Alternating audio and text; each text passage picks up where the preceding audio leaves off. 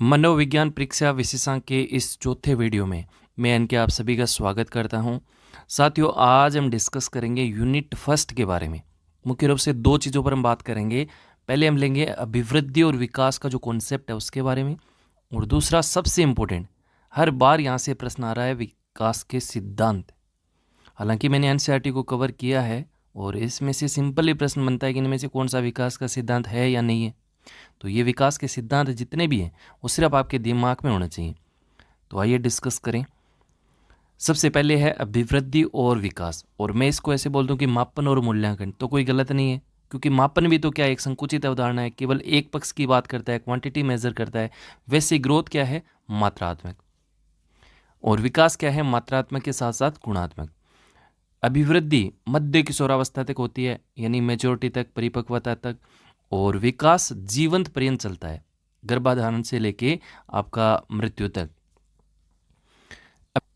इसके बाद अभिवृद्धि में हम केवल शारीरिक पक्ष की बात करते हैं, यानी पर्सनैलिटी का केवल एक हिस्सा, यानी एक बच्चे की आकार कितना बड़ा है, मोटा कितना है, पतला कितना है, वजन कितना है, ये सारी चीज़ें हमें अभिवृद्धि में।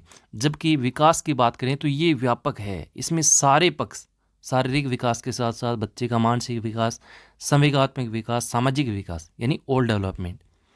इसके बाद अभिवृद्धि में हमें एक प्रकार से स्ट्रक्चर मिलती है, संरचना का निर्माण करते हैं, वो कहते हैं ना कि एक ढांचा हमें मिल गया। जबकि विकास क्या है, क्रियात्मक।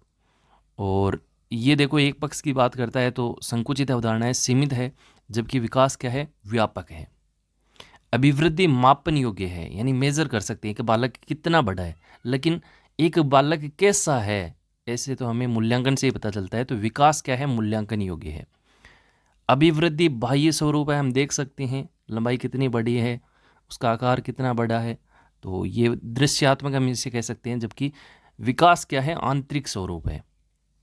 तो ये मोटा मोटी इन दोनों के बीच का डिफरेंस था, हमने देखा। अब हम देखेंगे विकास के सिद्धांत, और सबसे पहला और सबसे इंपॉर्टेंट आता है, विकास सतत प्रक्रिया है, कंटिन्यूस प्रोसेस है, जन्म से लेकर आपकी मृत्यु तक चलती है।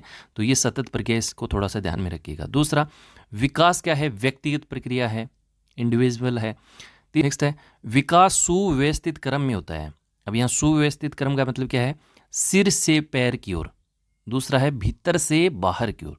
आप देखना, एक बच्चे का सिर का विकास जो होता है, धड़ का जो विकास होता है वो पहले होता है, और पैरों की अंगुलियां, हाथों की अंगुलियां, ये हमारे शरीर का लास्ट हिस्सा है।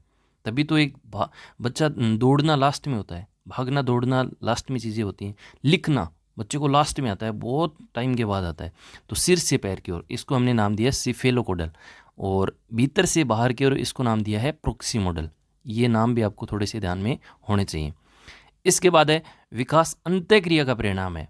अब यहाँ अंत्यक्रिया का मतलब क्या है, वंशानुक्रम और वातावरण, इन दोनों का होना बहुत जरूरी है।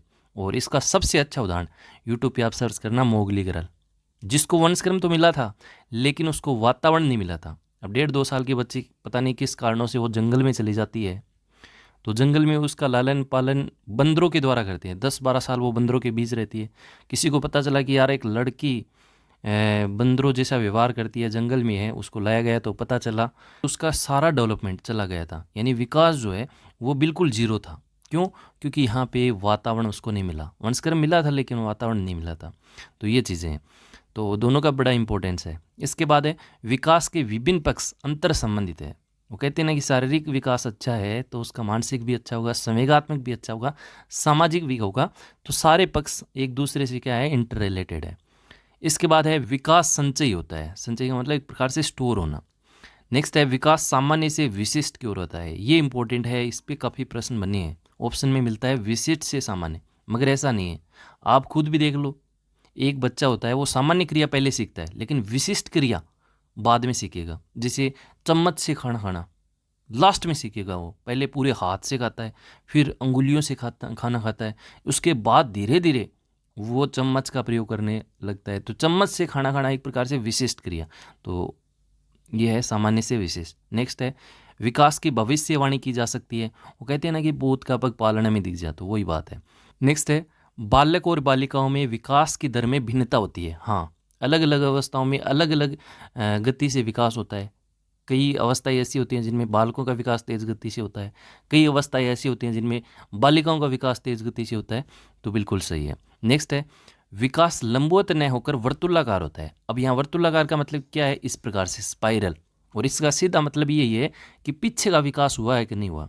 इसको ऐसे समझ लो, जैसे मान लीजिए दो व्यक्ति चल रहे हैं, एक व्यक्ति मान लो इस दूसरे व्यक्ति से इतना आगे चला गया, तो अब ये क्या करेगा, अब ये वेट करेगा कि यार पहले वाला मेरे बराबर आ जाए। तो वही चीज़ इसमें है।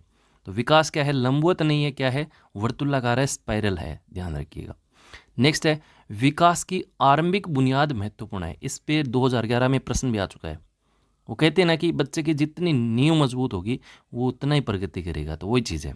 नेक्स्ट है, विकास में परिपक्वता और अधिगम की बड़ी महत्वपूर्ण भूमिका होती है। ये बात भी आप सब लोग जानते हैं कि 3 साल का बच्चा साइकिल नहीं चला सकता। जब तक वो परिपक्व नहीं होता तब तक वो नहीं चला सकता, क्योंकि उसके हाथ पैर काम ही नहीं कर रहे।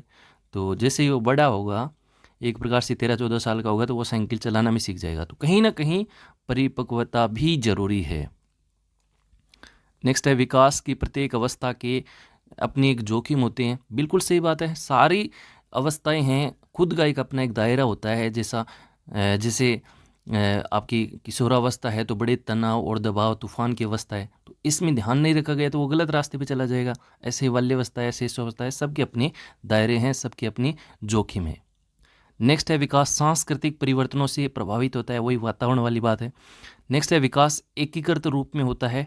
और लास्ट है, समान प्रतिमान का सिद्धांत, मतलब एक ही जाति में, सेम जाति में, जैसे हम मानव जाति की बात कर रहे हैं, तो चाहे अमेरिका हो, चाहे इंडिया हो, चाहे आपका पाकिस्तान हो, चाहे ऑस्ट्रेलिया हो, एक बच्चे का विकास तो सिर से पैर की ओर ही होगा। कभी आपने सुना है क्या कि बच्चे ने जन्म देते ही दौड़ना स्टार्ट कर दिया? प्रजाति सेम है। तो ये हमने विकास के मोटा मोटे सिद्धांत आज के इस वीडियो में पढ़े हैं, और डेफिनेटली यहाँ से ही प्रश्न बन जाएगा, क्योंकि ये एनसीईआरटी में दे रखे हैं और इनसे बाहर कोई विकास के सिद्धांत हमें देखने को मिलते नहीं है। कोई है तो आप एक दो और देख लेना, बाकी मेरे ख्याल से इतने काफ़ी हैं। तो आज के इस वीडियो में इतना ही। अब इसके प्रीवियस ईयर के प्रश्न हैं वो कर लेना, बाकी इतना काफ़ी है। Thank you so much.